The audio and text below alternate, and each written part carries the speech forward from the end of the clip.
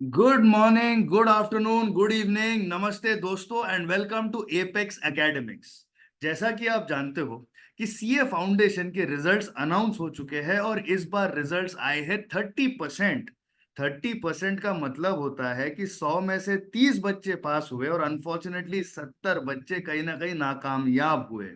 CA institute 30% result को एक बेहद अच्छा रिजल्ट मानती है, जो आपको दिखाता है कि सीए एग्जाम्स कहीं ना कहीं निहायत ही डिफिकल्ट होते हैं।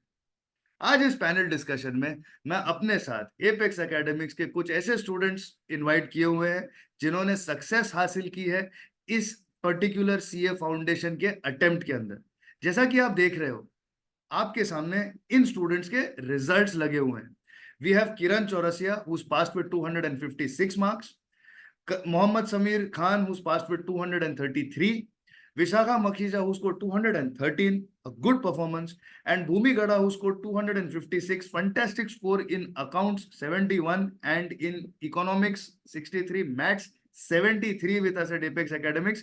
Unfortunately, she was not able to join us for this particular call because she is engaged somewhere else.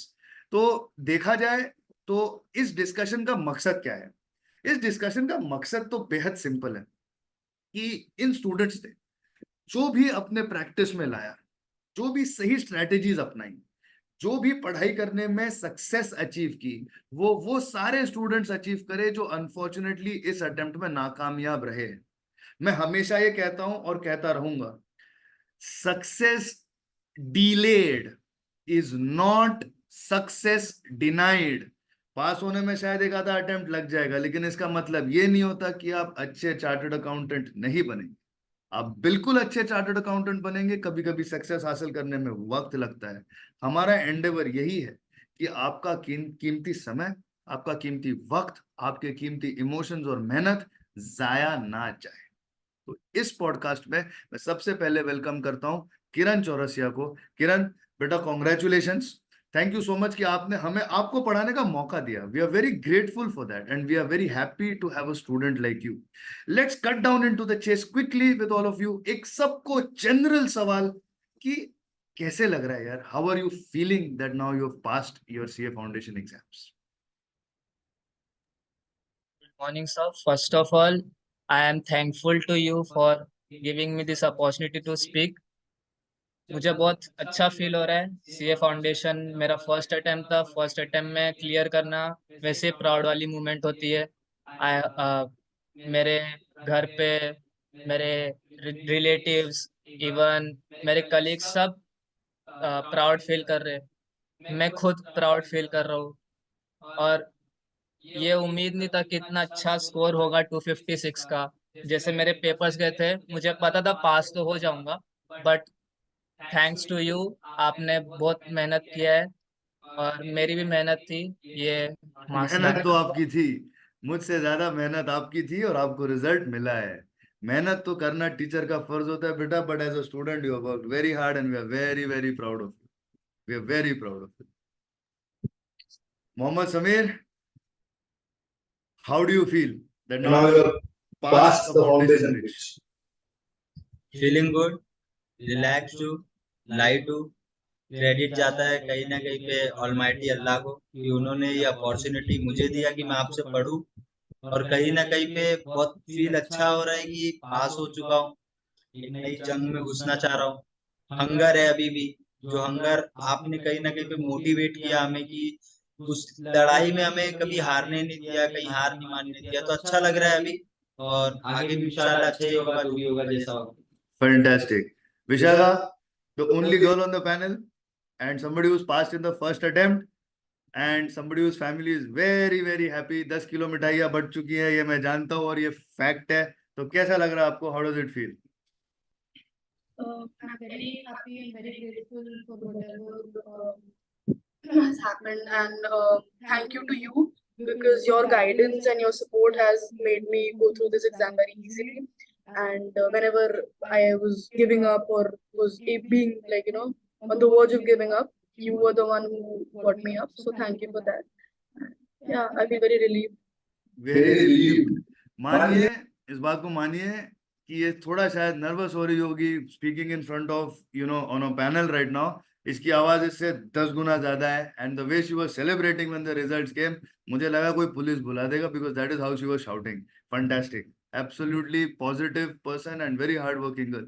So let's cut down to the chase guys. Now pass करने के बाद everybody feels fantastic, जो आप feel कर रहे हो, and I am also thankful to God almighty कि आपको ये सक्सेस हासिल हुई। Let's cut it down subject wise. हर सब्जेक्ट, हर एक स्टूडेंट के कोई स्ट्रेंथ्स होते हैं, कोई वीकनेसेस होते हैं। ज्यादातर अकाउंटेंसी हम मानते हैं क्योंकि हम सीए पढ़ रहे हैं, तो सबको अकाउंट्स बड़ी अच्छी तरीके से आता है, इसके बारे में कोई दो मत नहीं है। लेकिन आप मैथ्स नाम के एक सब्जेक्ट से डील करते हो, इकोनॉमिक्स के साथ डील करते हो, लॉ के साथ डील करते हो, तो कुछ सब्जेक्ट्स आपके बेहद ज्यादा स्ट्रांग होते हैं, कुछ सब्जेक्ट्स कहीं ना कहीं वीक होते हैं। तो समझने की कोशिश करते हैं कि इनमें से हर एक पास हुए हुए कैंडिडेट ने कैसे अपने सब्जेक्ट्स के साथ डील किया। Kiran, you have been a fantastic account student since the word go. आपकी अकाउंट पढ़ने की स्ट्रैटेजी क्या थी, और आपको एग्जाम्स में किस बेसिस पर आपने उसे अप्लाई किया और सक्सेस को हासिल किया, प्लीज शेयर करें। तो फर्स्ट ऑफ ऑल तो मेरा स्ट्रेंथ अकाउंट्स है ही। 12th स्टैंडर्ड 11th स्टैंडर्ड से मेरा बेस बना हुआ था अकाउंट्स में, तो मुझे बेसिक्स पे ज़्यादा फोकस करना पड़ा नहीं। मैंने जब एपेक्स ज्वाइन किया तो हम्म, आपने ज़्यादा कॉन्सेप्ट्स क्लैरिटी पे फोकस किया, तो मेरे कॉन्सेप्ट्स तो क्लियर हो गए थे अकाउंट्स के। और मेन तो अकाउंट्स में नंबर्स है तो प्रैक्टिस तो रिक्वायर है ही। तो लेक्चर्स देखे, जो कॉन्सेप्ट्स नहीं समझा उसके रिकॉर्डेड लेक्चर्स देखे। आपने RTP, MTP, suggested answers, module के भी क्वेश्चन, सारे क्वेश्चन सॉल्व कराए। उसके बाद हमने खुद से 2-3 बार उसको रिवाइज किया, प्रैक्टिस किया। फिर एग्जाम में मैं थोड़ा सा नर्वस था एग्जाम के पहले, क्योंकि फर्स्ट टाइम सीए का एग्जाम दे रहा था, तो नर्वसनेस तो था। फिर बट जो स्टार्टिंग के 15 मिनट्स मिले थे उसमें मैंने कट डाउन कर लिया कि मेरे को कौन कौन से क्वेश्चंस अटेम्प्ट करने हैं। पेपर वो slightly easy, not that hard, not that easy. मुझे पेपर देख के इजी लगा था, तो I was able to attempt full 100 marks paper. So it was easy for me because I had that much practice in accounts, so practice is must. Thank you Kiran. So somebody who's done well in accounts scored 60 plus bare minimum, कहते हैं कि practice सबसे ज्यादा जरूरी होती है। देखें, ये जो दिसंबर का 2023 अटेम्प्ट हो गया था, ये ओल्ड सिलेबस का लास्ट अटेम्प्ट था। मतलब समझ के चलिए कि इंस्टीट्यूट ने चूस लिया था पूरा स्टडी मटेरियल, निचोड़ लिया था, बचा कुछ नहीं था। तो इंस्टीट्यूट का मॉड्यूल इस फॉर कौन से कॉन्सेप्ट्स आएंगे आपके एग्जाम में, लेकिन हमेशा याद रखिए हर बार अटेम्प्ट इतना इजी नहीं आएगा कि मॉड्यूल का ही क्वेश्चन कॉपी पेस्ट करके आपको एग्जाम्स में देखने मिलेगा। आपको RTPs, suggested answers, MTP from at least 2020 आपको सॉल्व करने हैं। आप बोलोगे तो अभी तो हमारा न्यू सिलेबस है। देखें दोस्तों, न्यू सिलेबस में चैप्टर्स ऐड हुए हैं, कुछ बीसीके और बीसीआर खत्म हो चुका, कुछ चैप्टर्स ऐड हुए। लेकिन जैसे चैप्टर्स है इशू ऑफ शेयर, जैसे चैप्टर्स है एनपीओ, जैसे चैप्टर आ गया partnership, final accounts, manufacturing final account, depreciation, ये तो सारे पहले से चलते हुए आ रहे हैं। तो इनके टफेस्ट वैरायटी के क्वेश्चंस आज भी इन सारे मटेरियल्स में अवेलेबल है, जो हम एपेक्स में हमारे कंसाइज स्टडी मटेरियल्स में कवर करते हैं। कम से कम 6 से लेके 7 मॉक्स, कम से कम 3 से लेके 4 बार इन्होंने अपना पूरा, देखा जाए तो आरटीपी एमटीपी सजेस्टेड को सॉल्व किया था। और इन्होंने एक पते की बात बोली, प्रैक्टिस बहुत जरूरी है। बच्चों, जितना प्रैक्टिस करोगे उतना अपने गोल के नजदीक आओगे। मैंने ब्रूस ली की एक कहावत सुनी थी। Bruce Lee martial arts kung fu karate के बड़े नामचीन एक्सपर्ट, बड़े एक्टर माने जाते थे। वो ये नहीं कहते थे कि I am not afraid of a person who knows 10,000 different varieties of kicks, I am afraid of a person who knows one variety of kicks and has practiced it 10,000 times. Perfection अपने आप में बेहद ज्यादा जरूरी होता है। Perfection is practice is always going to be the difference between Sachin Tendulkar and Vinod Kambli. Kambli was a very talented cricketer, fantastic God-gifted talent. Sachin Tendulkar was the same, लेकिन his practice, his ethics in training made him the god of cricket. CA में यदि आपने success पानी है, practice बेहद ज्यादा जरूरी है। इसके साथ साथ करण, एक फैंटास्टिक पॉइंट किरण ने बोला, वो ये है कि मुझे डर लगा था। डर सभी को लगता है, पहली बारी सीए की एग्जाम देना और उसमें भी पहला पेपर अकाउंट्स का फेस करना। मैं समझ सकता हूँ, फैमिली की प्रेशर, क्लासेस वालों की प्रेशर, दोस्तों के बीच की प्रेशर, रिलेटिव्स ने किया हुआ एक अनविजिबल प्रेशर। हम बच्चों के सिर पे काफी सारा एक बोझा होता है जिसको लेकर के हम एग्जाम्स में जाते हैं। मोटिवेट करके तो वो बोझा कम होता है, मैं ना नहीं कहता, लेकिन क्या करें जब आपको एग्जाम हॉल में डर लगे। और यही विशाखा के साथ हुआ था। Vishakha, can you tell us how you dealt with exam fright and how you came out of it and passed in the first attempt? Your first paper आपको थोड़ी दिक्कत हुई थी, can you share with us क्या हुआ, आपने कैसे manage किया? So the first 15 minutes when I went to give the paper, I was very tensed. I was very, I don't know, I was very blank. This is the accounts paper that she's talking about, guys. First paper, first time CA exams. Please, Vihala, please continue. पहला paper था, समझ नहीं आ रहा था क्या होगा, सिर्फ consequences सामने दिख रहे थे कि अच्छा नहीं किया तो क्या होगा, एंड बहुत ब्लैंक थी मैं. And when the paper started, my first 15 minutes were, I was like so confused कि मैं करूँ क्या, how to go about. I didn't know what to do because I was just very blank at that point and very in tension and everything. But even after that, I picked myself up after 15 minutes and I started attempting the things I could attempt, and I attempted a very good amount of paper, and just because of the amount of practice I had filled around 3 to 4 notebooks in the last 1 month before my exam of only accounts practice, and that is the amount of practice I had that got me through this exam very easily and very smoothly. But yeah, the first paper was a little bit difficult, but somehow I got through, and that is all because of my practice.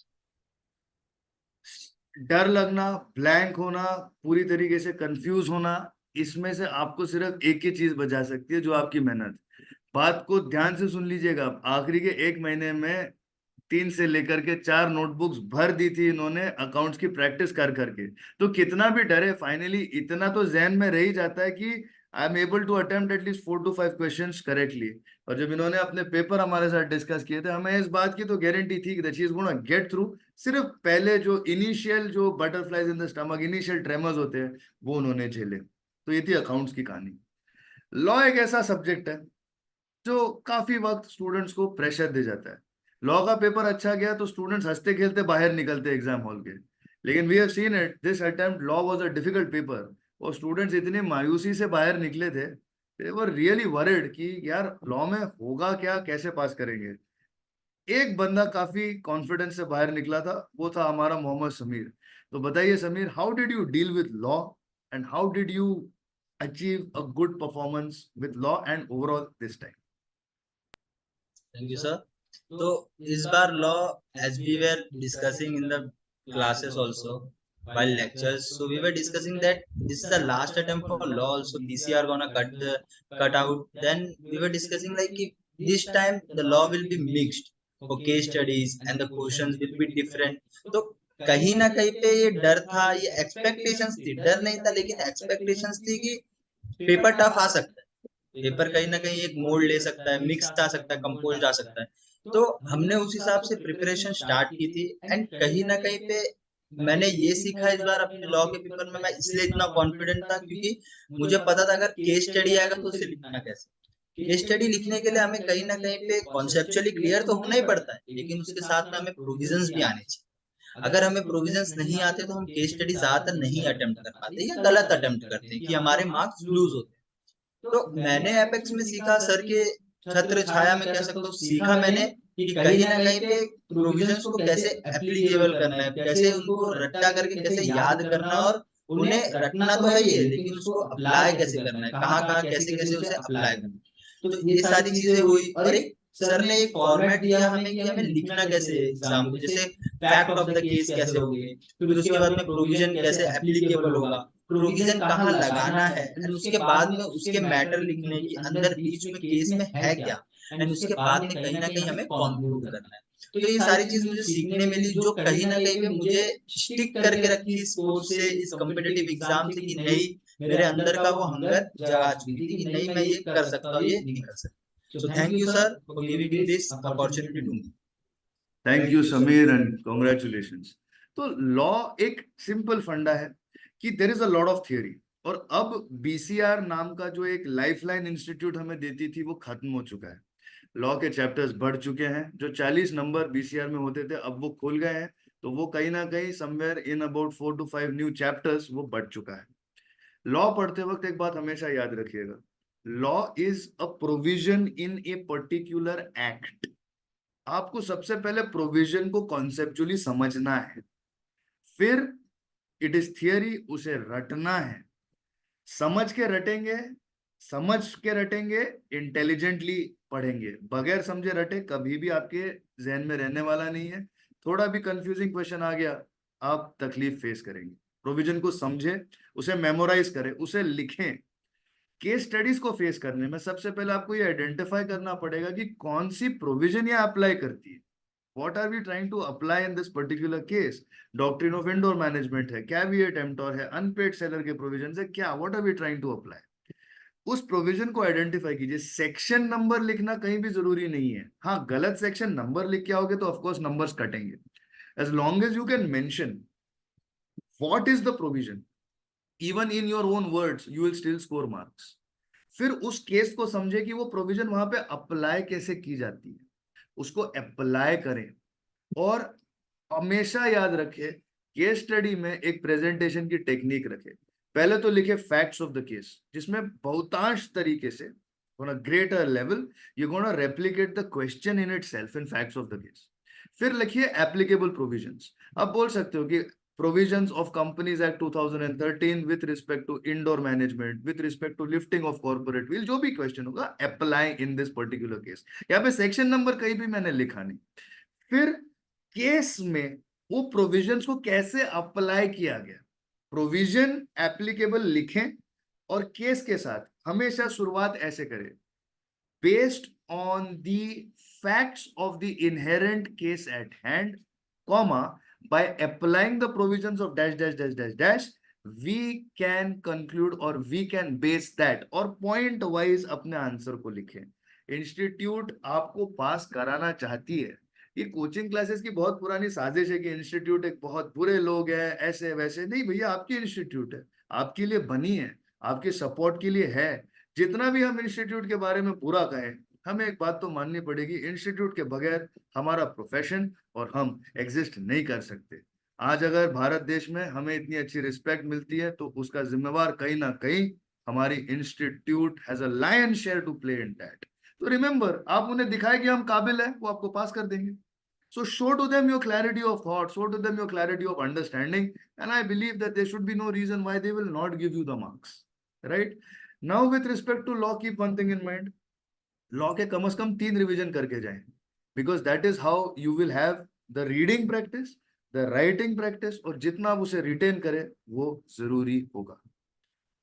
Law से आगे बढ़ते एक ऐसे subject में जिसने काफियों की नींद उड़ा दी है, एक ऐसा सब्जेक्ट जो सबकी नींदें उड़ा दिया है, That is the subject of mathematics. अक्सर लोग ये सवाल पूछते हैं, कि सीए फाउंडेशन में भैया मैथ्स के होने की जरूरत क्या है? Why do we have the maths subject? Maths के सब्जेक्ट की होने की जरूरत ये सिंपल है कि देखिए, एक चैप्टर है time value of money. Time value of money अपने आप में सीए इंटर के फाइनेंशियल मैनेजमेंट नाम के सब्जेक्ट का एक बेस बन जाता है।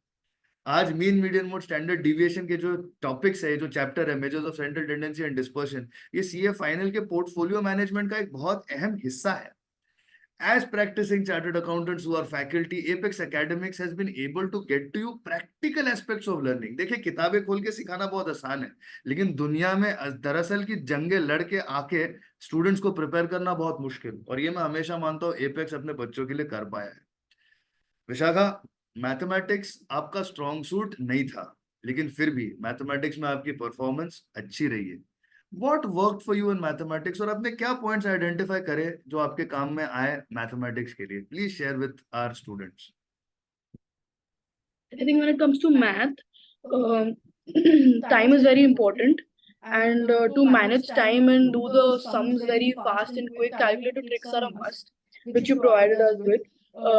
The calculator tricks of how to get difficult questions, the answers in like a minute or so, in seconds. It was easier for us to save time and invest that time in some other questions. When it comes to stats, stats got easy because of the amount of practice that we did. And there were times where we did past paper questions many a times that we had that much practice and confidence in stats. And as to when it comes to LR, English is a strong suit of mine since 12th, since 10th. So LR was quite easy, but the way you taught uh,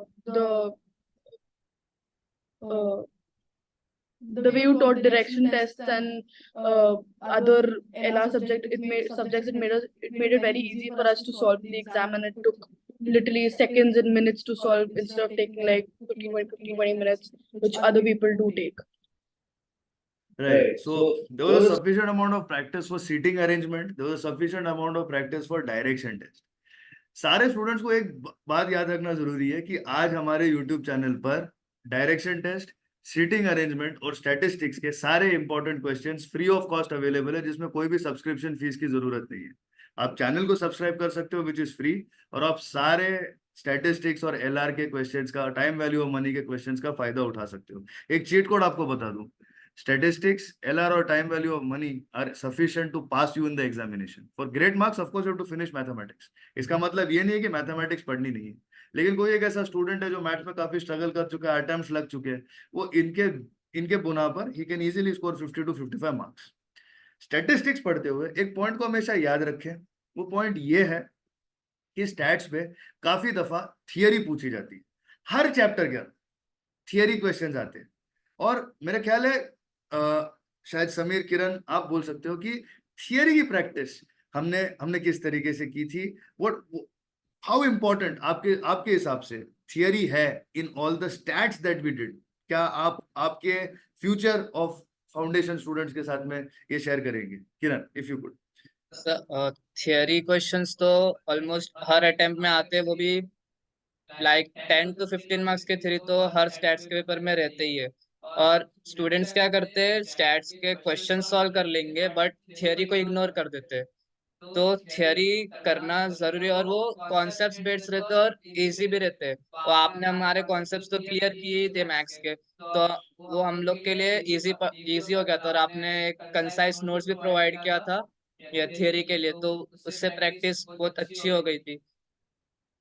तो that's it. सो देखा जाए तो अगर आप आज भी maths पे focus कर रहे हो, क्योंकि मैथ्स में सबको डर लगता है, जैसे कि measures of central tendencies and dispersion, for example change in scale and change in origin, how does it impact certain values, ये एक इंपॉर्टेंट क्वेश्चन है। रिग्रेशन में काफी सारी थियरी आती है।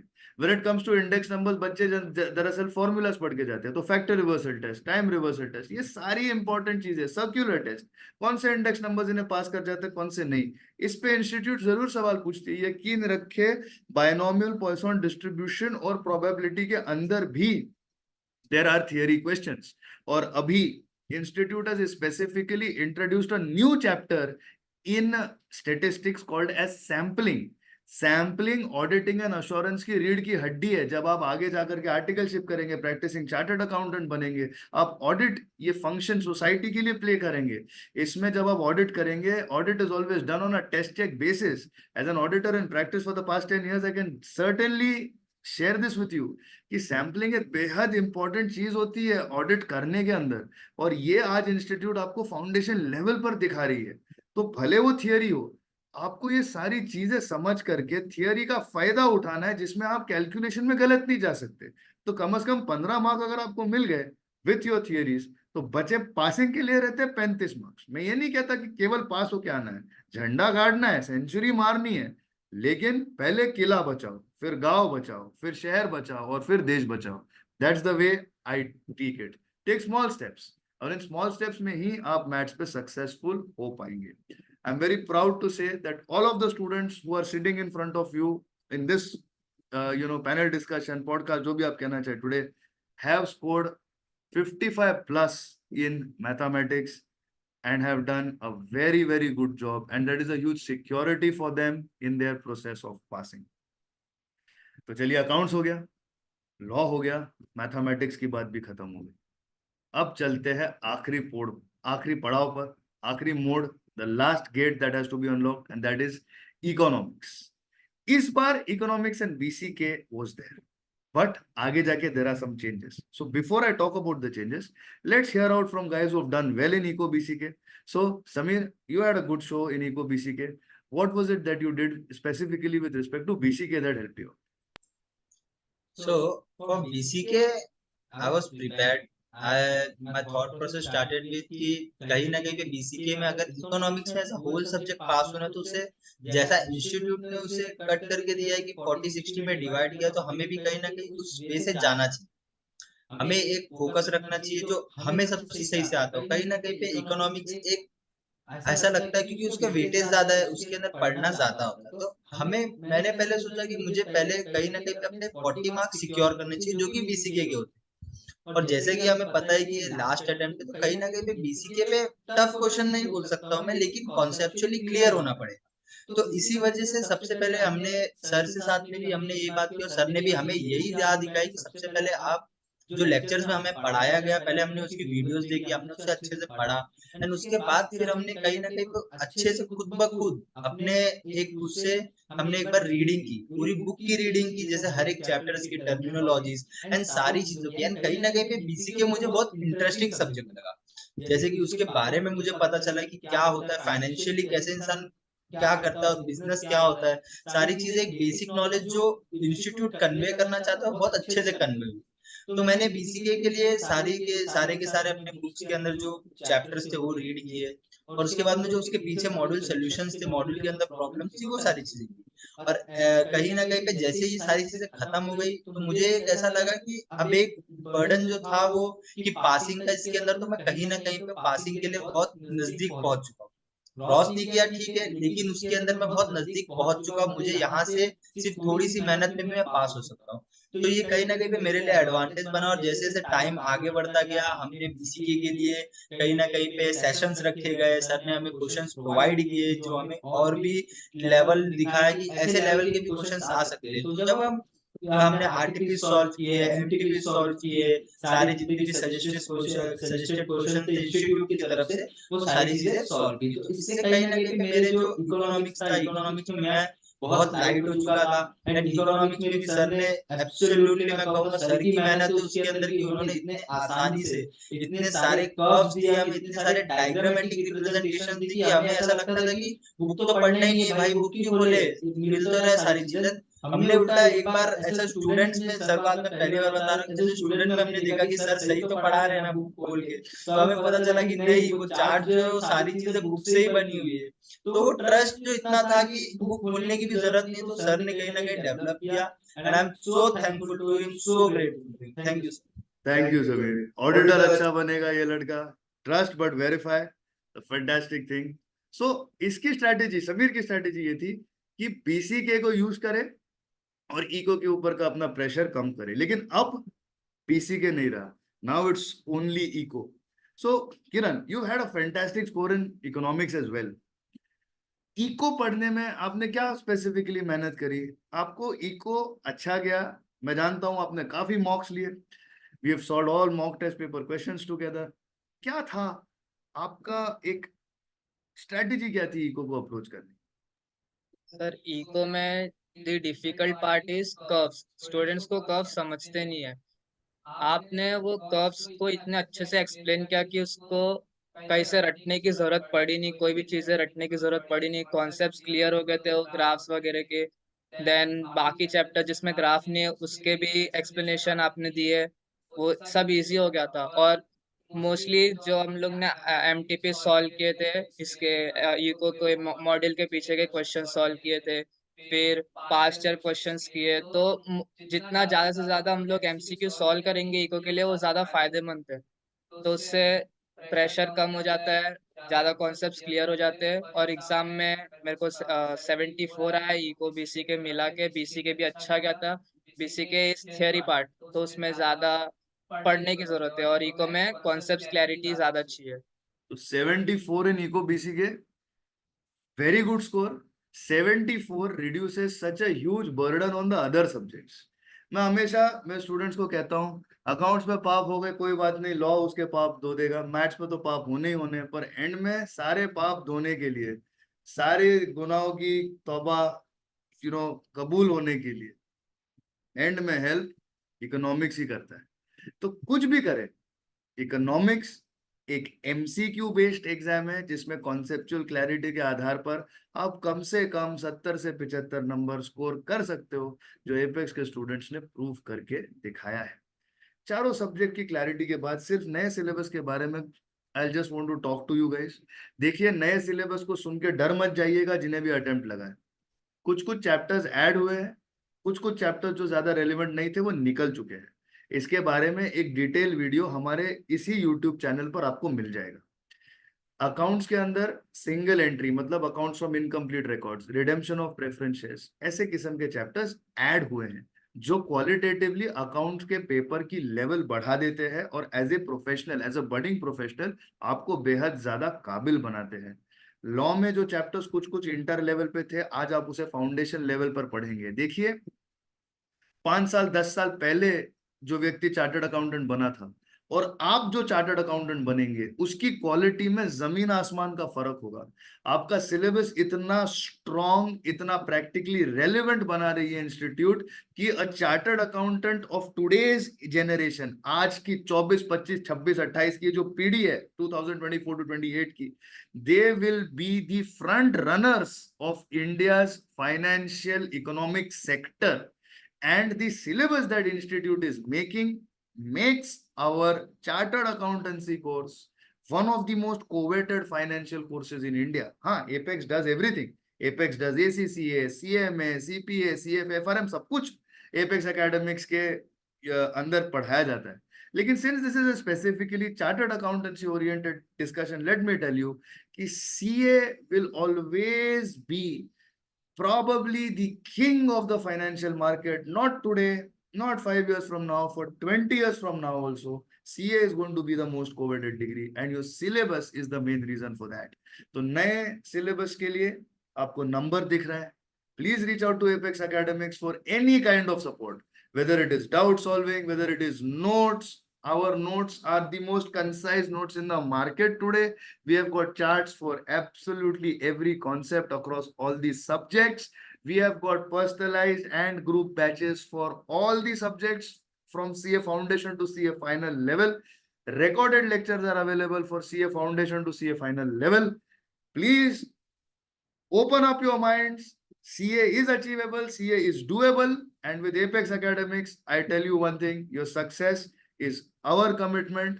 These are our stars of CA Foundation, and I hope 8-9 months down the line, 10 months down the line, इसी podcast पे और चेहरे जुड़कर हम CA इंटर का एक बेहद बढ़िया पॉडकास्ट आपके लिए लेके आएंगे।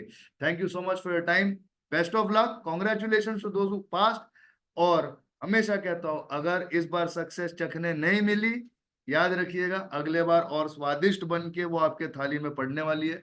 Success delayed is not success denied. ऊपर वाले के मन में आप हो और there is a plan for everybody. अपना मोटिवेशन और फोकस ना लूज करें, और कभी भी ऐसे लग रहा है डिमोटिवेटेड लग रहा है, वो रहा नंबर, एक व्हाट्सएप छोड़ दो, our team and myself will get in touch.